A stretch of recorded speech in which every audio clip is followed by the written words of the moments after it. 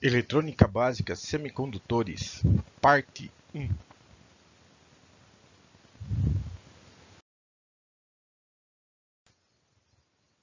A história da eletrônica é relativamente antiga, porque os estudos elétricos começaram há muito tempo, mas até o momento em que ele se tornou um componente funcional e começou a se juntar aos demais, como resistores, capacitores, indutores, e formar circuitos eletrônicos, nós podemos marcar um ponto funcional.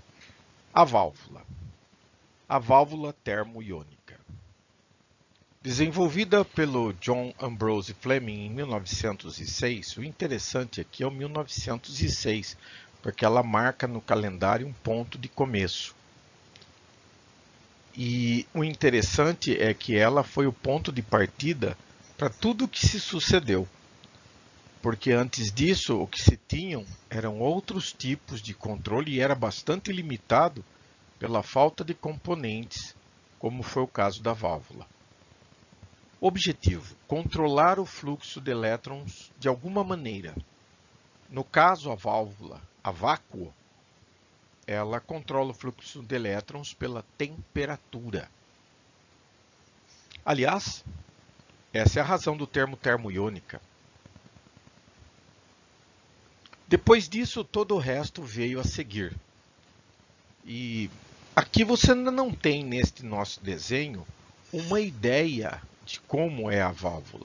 Você apenas tem uma ideia do formato dela, das características dela. Aqui nós não temos uma noção do tamanho dela. Elas existem desde menos de 1 centímetro de altura até pelo menos 30 centímetros de altura. São grandes em alguns casos. Mas o objetivo maior, eu consigo controlar fluxo de passagem de corrente de elétrons, ok? Mediante controle de temperatura. Por isso que ela tem esses elementos internos, que aqui no próximo slide eu vou detalhar um pouquinho mais.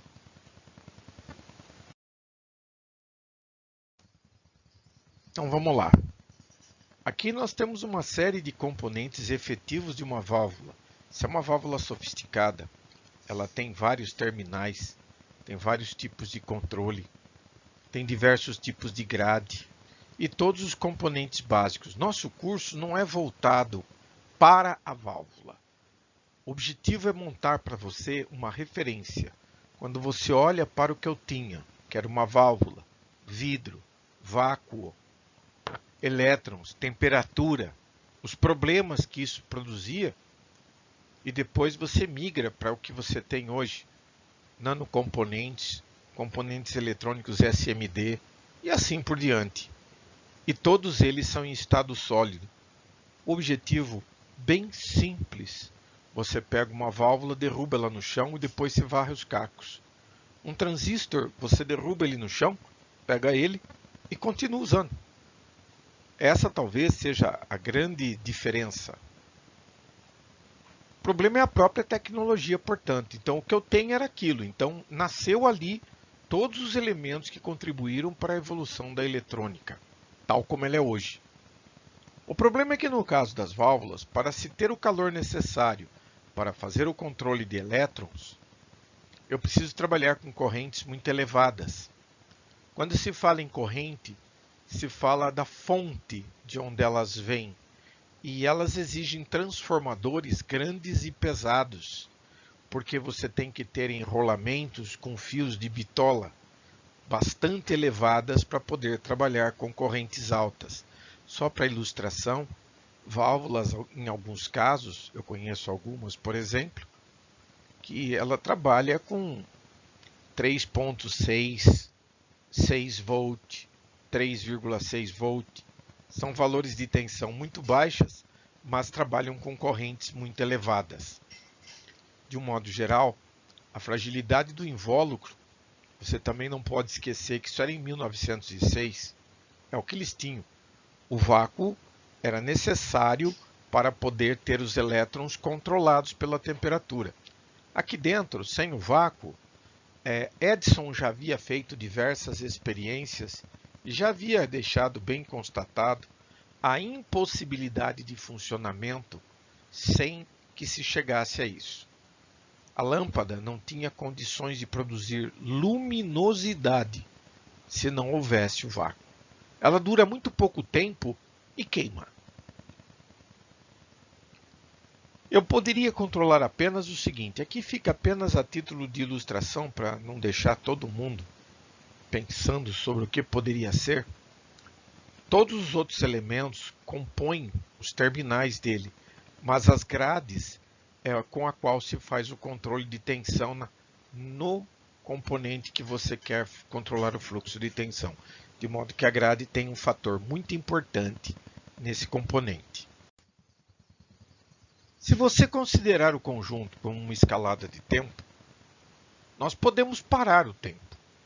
Vamos recuar agora alguns anos atrás e ver a válvula inventada pelo Fleming. De acordo com Álvares Luz, de 2006, na página 299, foi daí que eu tirei essa referência, a válvula passou a ser aplicada para retificação de corrente alternada. Veja bem, retificação de corrente alternada à válvula, com a válvula desenvolvida pelo Fleming. Então isso significa, hoje em dia nós fazemos retificação com diodos de silício. Naquela época eles tinham que fazer isso com a válvula. A válvula também tem um outro problema. A durabilidade dela depende de uma série de fatores. O diodo de junção foi criado, na verdade, em 1940. Se eu considerar que foi mais ou menos ali entre 1849 e 1945 a criação da válvula de Fleming, que o objetivo desse trabalho não é criar uma régua de tempo, mas, como eu já disse, criar uma referência apenas comparativa. Então nós estamos falando aí por volta de 1920, 1906, 1930, por esses anos. E o diodo foi desenvolvido por Russell Schumacher Hall em 1940. Levando-se em conta que o Fleming apresentou a primeira válvula em 1906, se passaram bastante tempo.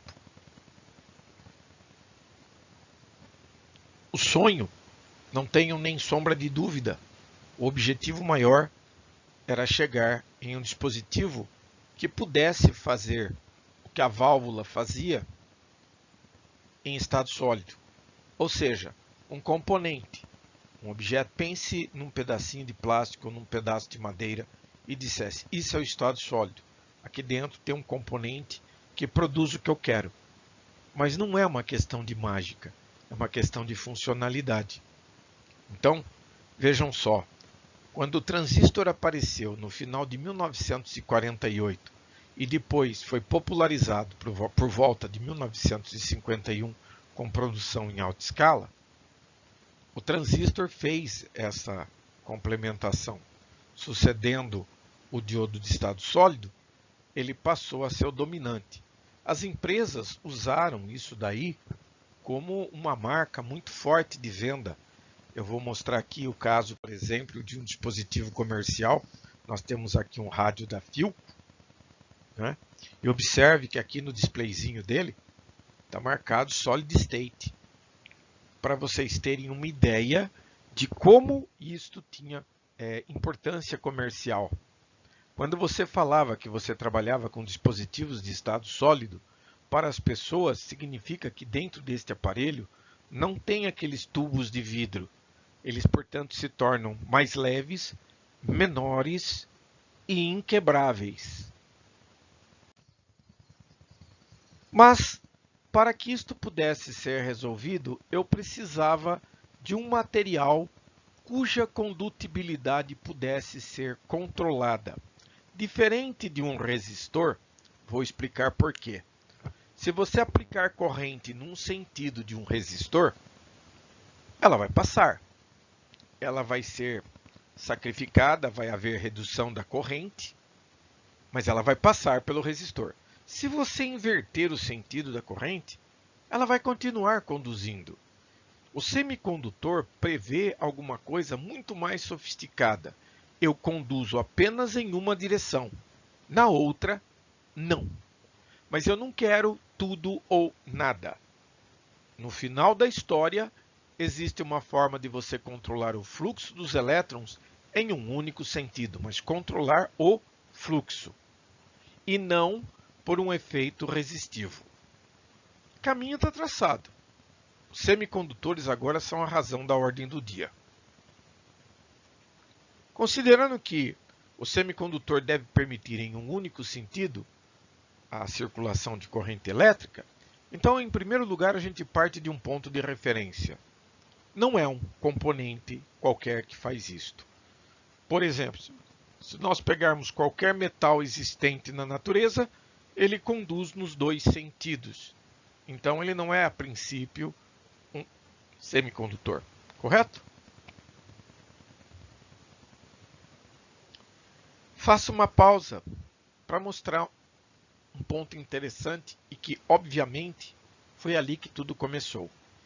Em 1869, um cientista russo, Dmitry Mendeleev, iniciou os estudos da organização da tabela periódica dos elementos. Veja, ele se baseou em anotações sobre os cerca de 60 elementos conhecidos naquela época. Ele, inclusive, foi tão cuidadoso que ele guardou tudo o que ele sabia de cada um dos elementos conhecidos na época em fichinhas separadas. E começou a observar que haviam algumas propriedades que se correlacionavam. E então ele começou a organizar os elementos conhecidos em uma tabela. Esta tabela passou a se denominar tabela periódica dos elementos. É química.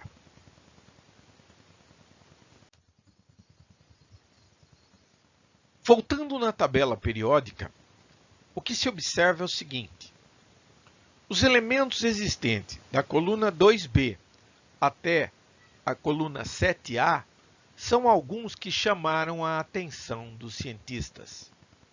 Mas eu estou preocupado basicamente com estes elementos pelo lado de cá: 2B, 3A e 4A. Mas tudo bem.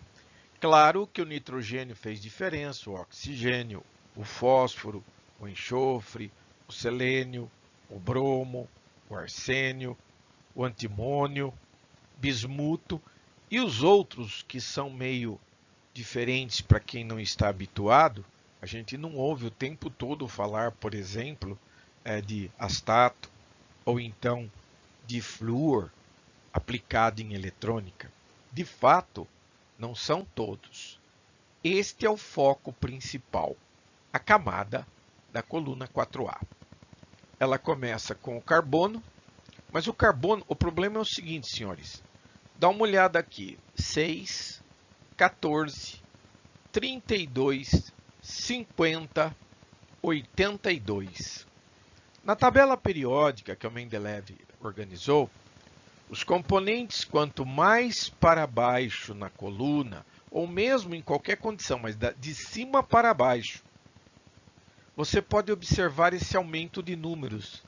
Talvez você não se recorde, mas ele expressa o número de elétrons deste átomo. Por exemplo, o germânio tem 32 elétrons, o silício tem 14, o estanho tem 50.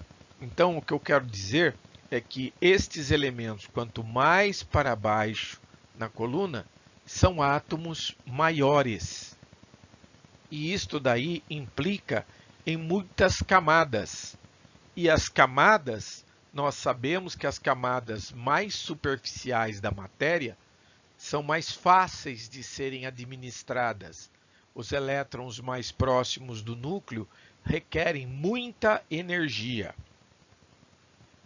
Na coluna 4A, dois elementos ainda chamam mais ainda a atenção, justamente o silício e o germânio. Bom, o germânio é um material, ele existe com alguma abundância na natureza, não é um elemento tão simples de se obter na natureza, Mas o tamanho do átomo fez muita diferença nos estudos e pesquisas. Por exemplo, eu há algum tempo venho acompanhando uma evolução tecnológica que envolve o arsenieto de gálio. Segundo os especialistas, ele representa o futuro da eletrônica em muitas aplicações. Então, na realidade, eu poderia até arriscar um palpite de que alguns destes elementos que os senhores podem ver por aqui, eles tentaram utilizar algumas coisas, mas nem todos eles produziram os resultados desejados por conta de outras características de composição. O germânio foi o que mais se propiciou a produzir o resultado desejado para a ideia da semicondução. Mas não apenas o germânio. O germânio, por si só, é um átomo neutro. Se ele tem todos os elétrons, ele não tem carga elétrica nem diferença de potencial. Sem este fator, não é possível você produzir nada. Então, por muito tempo, o germânio dominou o espaço da eletrônica. O que limitou? Então, é o que eu falava, é o problema da abundância deste elemento químico na natureza. É muito difícil você obter o germânio, pelo menos quando comparado com o silício, que atende maravilhosamente aos componentes eletrônicos até os dias de hoje. O silício é oriundo de areia clássica de praia. É óbvio que não aquela areia. Existem muito silício na areia de praia, mas existem alguns depósitos de silício que, por terem sido mar profundo, são de uma pureza muito boa e requer pouco tratamento químico, de modo que ele produz o material necessário para o semicondutor a um custo muito baixo. Pelo menos muito menor do que o germânio. Obviamente, eles não têm as mesmas propriedades. Eles possuem apenas algumas propriedades em comum, conforme nós veremos adiante. O que chama a atenção na coluna 4A é que os elementos da 4A têm 4 elétrons na última camada. Sim, todos eles. O carbono, o silício, o germânio, o estanho e o chumbo. Todos terminam com 4 elétrons na última camada. Mas o mais interessante disto é que essas 4 últimas camadas, se você usar corretamente a mistura, eu posso liberar elétrons dentro de um bloco constituído com uma grande concentração de germânio.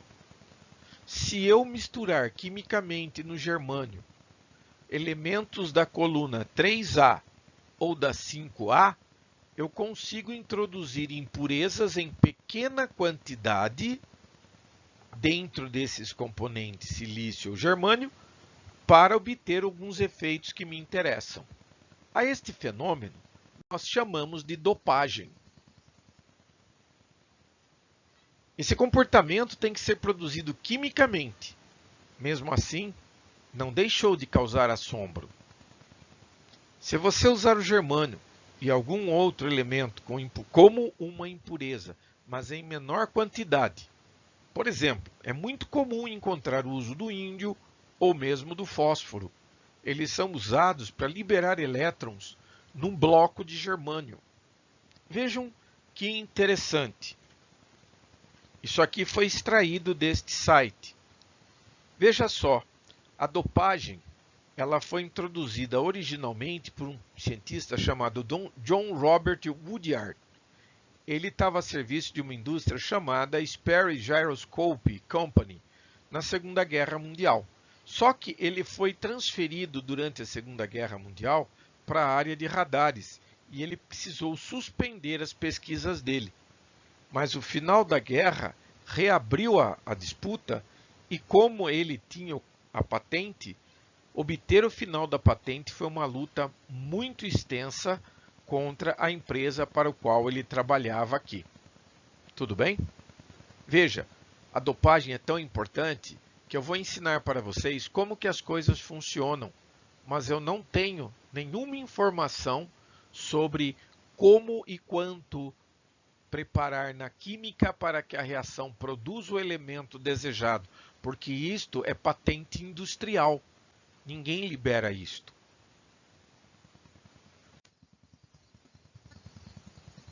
De um modo simples, eu poderia dizer para vocês que eu posso criar dois tipos de material.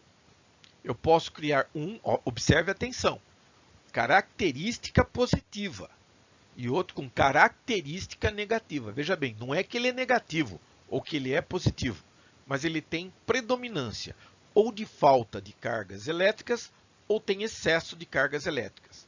No processo de dopagem é muito importante esse problema, porque veja bem, eu não quero que o germânio perca as propriedades dele, mas eu gostaria que eles estivessem mais carregados positivamente ou negativamente.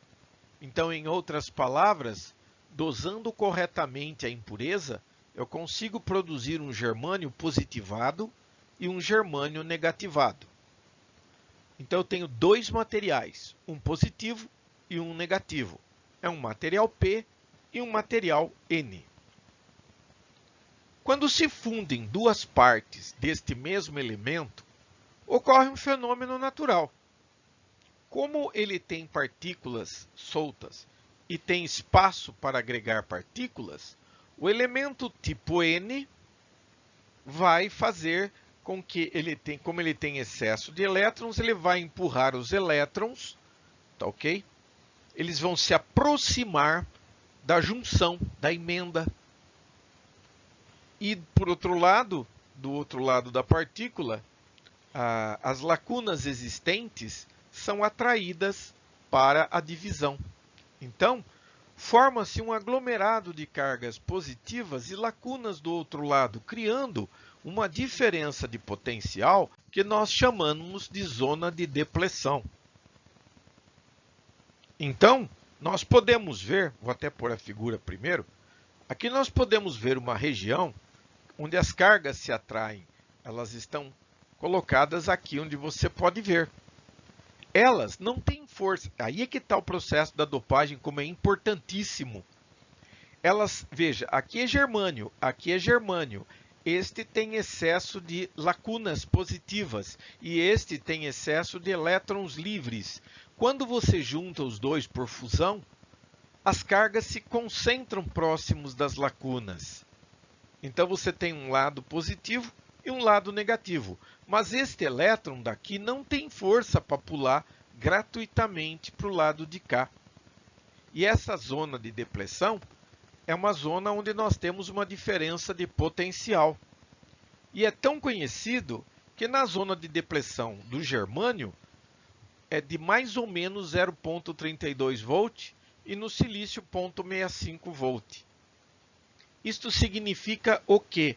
Que para você conseguir fazer os elétrons pularem para o outro lado, significa necessariamente que você precisa aplicar uma diferença de potencial suficiente para vencer esta barreira de potencial. Bom, agora que eu tenho um componente P e N, eu posso tentar colocar a alimentação numa posição favorável ou numa posição que será desfavorável. A este método chamamos de polarização. Desfavorável é apenas para diferenciar a posição da bateria que eu pretendo ensaiar. Mesmo assim, o fato dos elétrons se aproximarem da junção não explica ainda o conceito da semicondução. Para isso, nós precisamos ir direto aos fatos. Eu vou representar isso da seguinte forma. Eu vou alimentar uma carga, na verdade nem vou pôr uma carga. Eu apenas vou conectar uma bateria para observar. Então veja bem, estou colocando o positivo da bateria no lado N, estou colocando o negativo da bateria no lado P. Vejam, o lado de cá é positivo, porque ele é P. Sobram lacunas positivas. Do lado de cá, nós temos negativo, então sobram partículas negativas. Bom, O que acontece quando eu aplico uma diferença de potencial nesta condição? Ela vai distorcer as cargas da seguinte forma. Veja, como nós temos o polo negativo aqui, ele vai atrair as lacunas positivas nesta direção. Por sua vez, o polo positivo vai atrair as cargas negativas para este lado. A junção vai começar a se afastar, tornando cada vez mais improvável a passagem de um elétron para o lado de cá. E você pode aumentar essa diferença de potencial relativamente muito. O ponteiro não vai indicar condução de corrente elétrica. Olhe que interessante, não estará passando nenhum fluxo de corrente elétrica aqui, nesta condição. Mas o componente estará sendo submetido a forças de tração que puxam ele para cá e para cá, alargando a área que existe entre os dois lados. A polarização continua forte aqui, mas a possibilidade de alguém passar daqui para cá se torna praticamente impossível. Por escrito, ele aumenta a região de depleção e afasta os elétrons livres da junção, bloqueando a condução. E o detalhe, quanto maior o valor da bateria, maior será o afastamento. Vejam, isto é uma pincelada eletrônica para você começar a compreender o que é que acontece. Não se empolgue muito. Se você continuar aumentando a tensão da bateria, você vai acabar rompendo o componente. Ele se decompõe. Existem dois eventos que podem acontecer aí. Os nomes técnicos são ruptura ou então avalanche. Quando estivermos tratando do diodo tecnicamente, voltamos a falar sobre este comportamento. Agora, eu vou pegar este mesmo elemento, polarização agora de uma forma favorável. O que é que nós vamos fazer então? Nós vamos inverter a bateria. Nós vamos colocá-la da seguinte forma. Agora, o polo positivo dela estará apontando para o lado P do componente. Só que como aqui é positivo e tem um potencial bastante elevado, porque a função de uma bateria é diferente do condutor.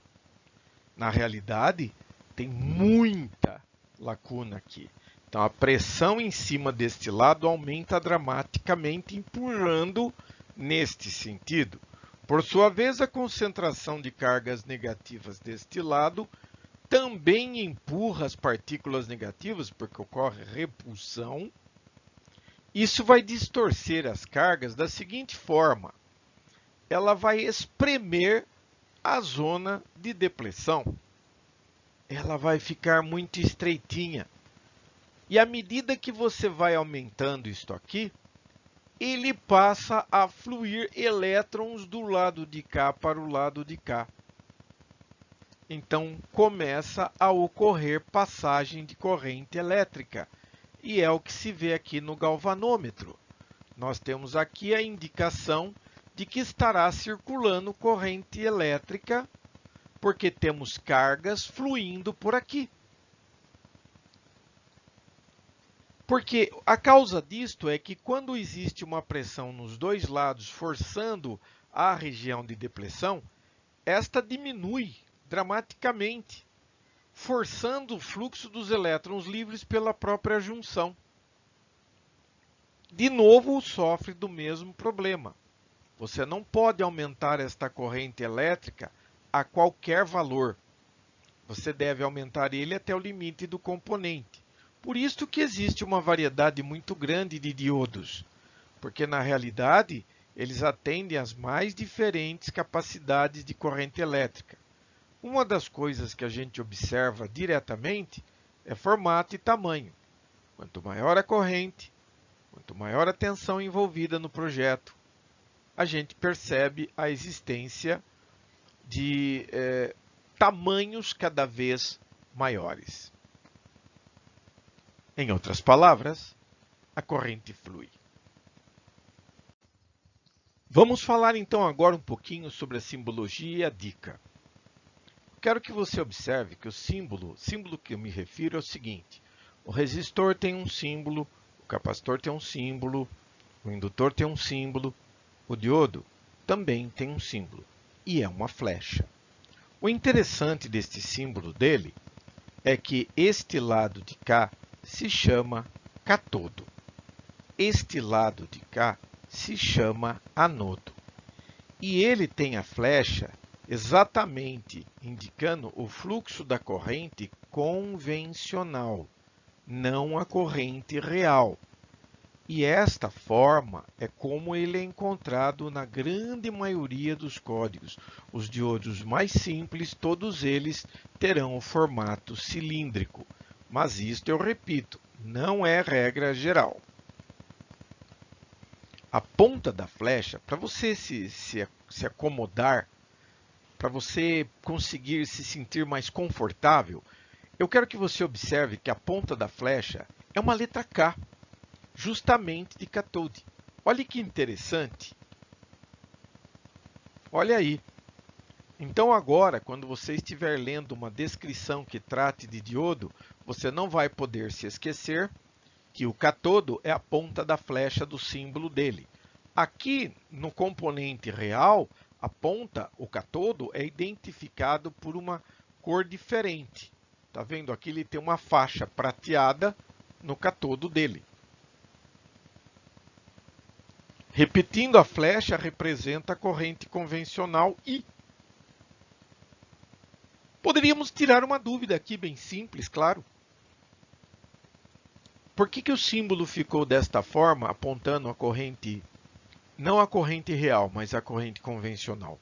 Muito simples, porque ele é empregado no desenho esquemático de circuitos eletrônicos. E quem está olhando não vai estar preocupado naquele momento em analisar um esquema elétrico com um componente e tentar entender onde é que estão os elétrons. Não. Em circuitos elétricos, a gente só trata realmente da corrente convencional. Salvo exceções onde a gente quer estudar detalhes, nós entramos na corrente real dos elétrons em movimento. Tipos de diodos. Bom, os diodos existem muitos tipos. A eletrônica ela está repleta de transistores e de diodos diferentes. Ambos são aplicações semicondutoras. Então vejamos o diodo. Pode ser o diodo retificador, o Zener, o LED, o laser, o túnel, os diodos high speed, que é de alta velocidade. Eles não são a mesma aplicação do retificador. E mais uma infinidade de outras que provavelmente não vou conseguir me lembrar. Agora, é claro, cada um tem seu próprio símbolo elétrico. Então, o retificador é aquele que nós acabamos de olhar, é o mais comum deles. O Zener, o LED, laser, tem diversos outros aqui. O laser eu não tenho bem certeza. O laser vai depender mais do código do que do símbolo dele. O túnel é diferente também. O high speed tem o mesmo símbolo do retificador, mas a gente descobre que é um de alta velocidade pelo local da aplicação. Alguns dos modelos só para que vocês tenham uma ideia. Olhe quanta variedade nós temos de componentes. Esses daqui, ó, desses diversos formatos aqui, ó, temos este. Estes que eu estou apontando aqui são os LEDs emissores de luz clássico de diversos tons, cores. Este daqui é para o display de 7 segmentos. Esse aqui é um transistor de alta corrente. Este é um transistor, perdão, é um diodinho também de alto valor. Aqui nós temos também um diodo clássico. Este é o retificador e estes daqui são os SMDs. Não existe aqui nesses desenhos uma proporção entre os elementos. Por exemplo, este componente daqui ele é bem grande, muito maior do que os outros, não tenha nem sombra de dúvidas. Em compensação, este daqui também pode ser muito grande. Então, estou apenas mostrando os elementos para você, ao olhar, dizer, olha, isto aqui tem tudo para ser um diodo. Este também e assim por diante. Ok? Este daqui é normalmente o formato clássico do diodo de alta velocidade, por exemplo, um N4148. Porém, eu já vi diodo retificador com este material.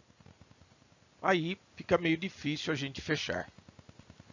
Para que nós possamos ter uma aplicação e um conhecimento mais aprimorado, vamos começar pelo diodo de aplicação mais simples que tem, que é o diodo emissor de luz. É o LED. São estes coloridos que nós vemos aqui. Tem este aqui, tem estes daqui, tem estes daqui. Por quê? Esses diodos são usados para sinalização. Então é muito comum o seu uso e ele sempre vai ter com ele algum resistor. Vamos tentar entender por quê. O que significa LED? Light Emitting Diode, ou diodo emissor de luz. Ele tem esta arquitetura. Isto aqui é uma pequena cúpula, é transparente. Você enxerga esta parte interna exatamente como se pode ver aqui neste desenho. Não é tão transparente, mas você consegue notoriamente observar as partes internas. O símbolo dele, pode ver que o símbolo dele é diferente. A principal característica é que ele emite luz quando está conduzindo. E eu tenho de diversas cores, portanto.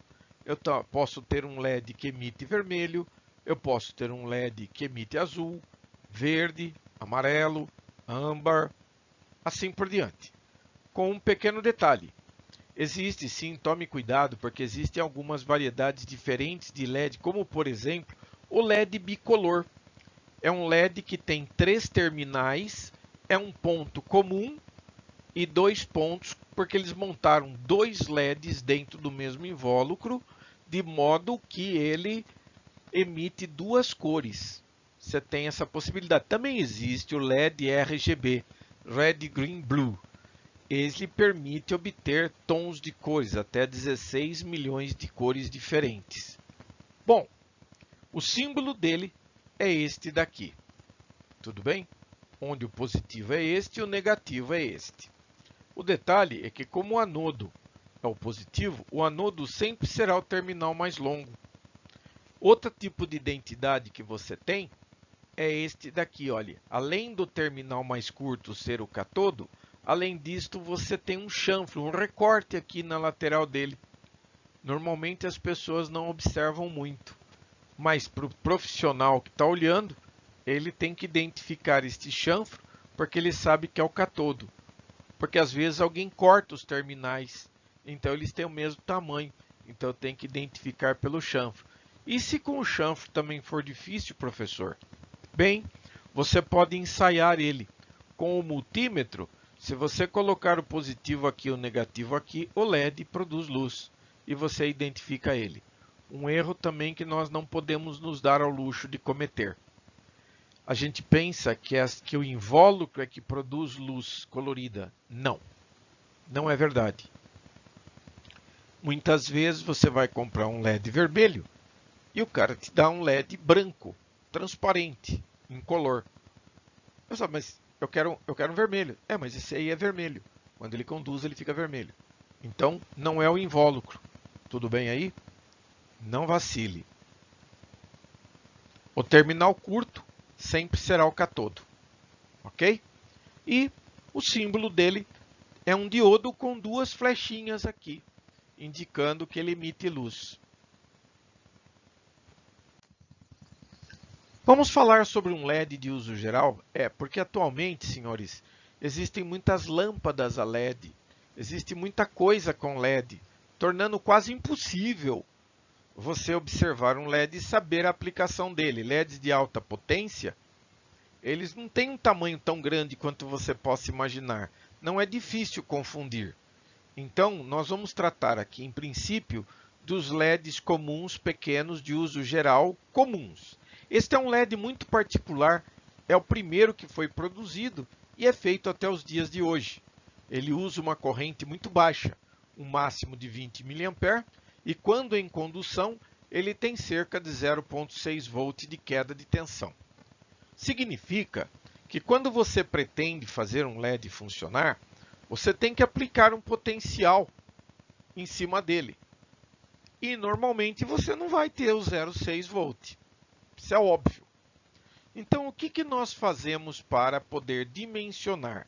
Nós incluímos um resistor em série com o valor, sabendo que existe o valor do gerador, o valor da alimentação, e sabendo que por aqui vai passar corrente elétrica. Uma das propriedades é que quando nós temos circuitos em série, a corrente que passa por aqui é a mesma corrente que passa por aqui. Ok? Então, vamos lá de novo. Está aqui o circuito. Eu quero fazer ele funcionar quando o aparelho ligar, seja qual for o valor da tensão. É claro que nós vamos ter que fazer algumas considerações, não tenha nem dúvida.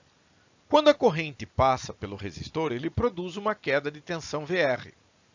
Quando ele passa pelo LED, ele produz uma queda de tensão do LED.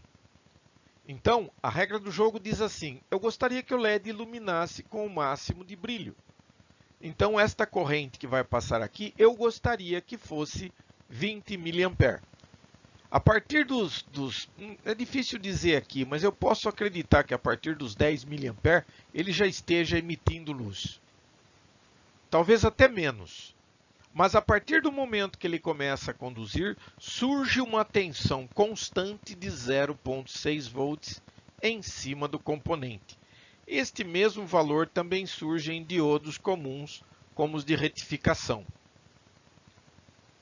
Então, usando as leis de Kirchhoff, esta tensão daqui será a soma destas duas daqui. Até dá para a gente olhar, medir daqui a aqui, mais a medida daqui a aqui, é a mesma coisa que medir daqui até aqui. Só que nós sabemos o seguinte: pela lei de Ohm, a queda no resistor é o valor do resistor, que é R, vezes a corrente que passa aqui, que é a corrente do LED, mais o V do LED. Mas nós sabemos que a corrente no LED eu que quero, eu que determino. Eu quero que seja 20 mA, que aliás é a corrente máxima que ele suporta. Depois disso ele queima. A tensão do LED é cerca de 0,6, então eu vou substituir nas equações. A resistência vezes 20 vezes 10 a menos 3, 20 mA, mais 0,6, que é a tensão em cima do LED. Eu vou passar ela para o outro lado e ela subtrai. Depois, como eu tenho R vezes 20 mA, vou passar a corrente para o lado de lá para dividir e eu tenho uma equação interessante. É claro, o valor do R vai depender da tensão DC que você vai aplicar no LED. E além disso, se você passar de 20 mA, o LED queima. Então você vai escolher. Por exemplo, suponhamos, eu até prefiro dar um exemplo, sabe? No próximo slide eu faço um exemplo, fica mais legal. Eu vou considerar, por exemplo, que eu quero alimentar esse circuito, vai pegar na saída de uma fonte de 24 volts. Como é que eu calcularia o valor do resistor? Porque tem uma consideração muito bacana para mostrar para vocês. Combinado? Tudo bem? Então, vamos em frente. Muito bem. Vamos então a um exemplo de cálculo. Vou considerar aqui uma tensão de 24 volts e qual vai ser o valor do resistor se eu usasse uma fonte de 24? Então vamos lá. Esta é a equação. E agora você tem a tensão da fonte com 24. Fazendo-se, portanto, a devida conta, você obtém um resistor de 1170 ohm.